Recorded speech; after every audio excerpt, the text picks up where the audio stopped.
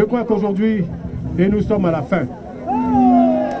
C'est un jour qu'ils attendaient historique. La majorité des 1500 personnes qui ont fait le déplacement à La Haye depuis Paris espéraient l'acquittement de Laurent Gbagbo ce lundi 1er octobre. Or, le procès de l'ancien président ivoirien qui dure depuis plus de 2 ans n'est pas près d'être terminé.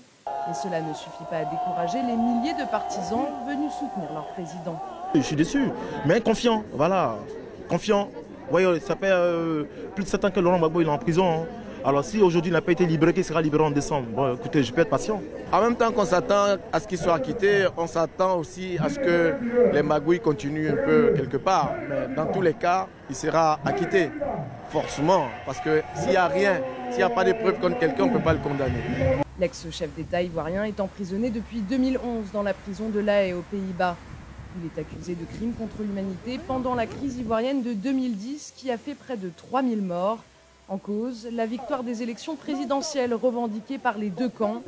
Mais pour de nombreux Ivoiriens, il n'y a pas l'ombre d'un doute. Nous ne menons pas ce combat-là juste pour faire sortir un homme de prison.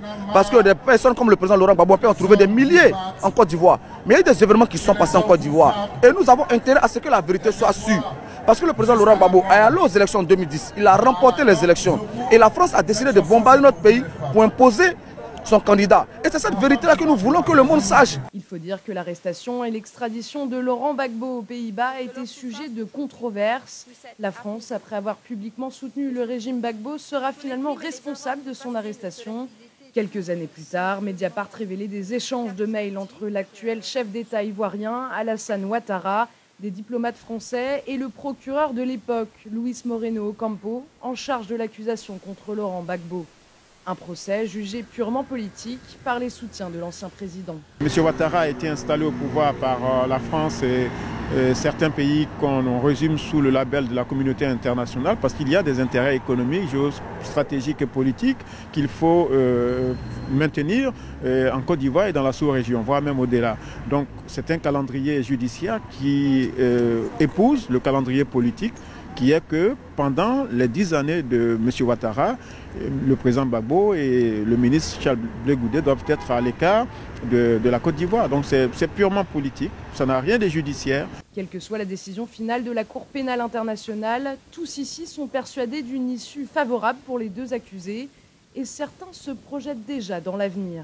Nous sommes convaincus qu'en 2020, si la commission électorale est changée, que le jeu électoral est propre, les pro-Gbagbo reviennent au pouvoir en 2020.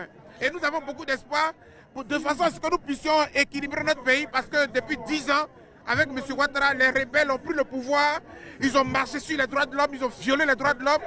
Il faut qu'à un moment donné, la démocratie et surtout la souveraineté de la Côte d'Ivoire soient réaffirmées. Les avocats de la défense ont plaidé l'acquittement de Laurent Gbagbo avant même d'avoir présenté leurs témoins à décharge. Ils estiment que l'accusation n'a pas réussi à réunir assez de preuves. Les juges devraient rendre leur décision concernant la demande d'acquittement, courant décembre.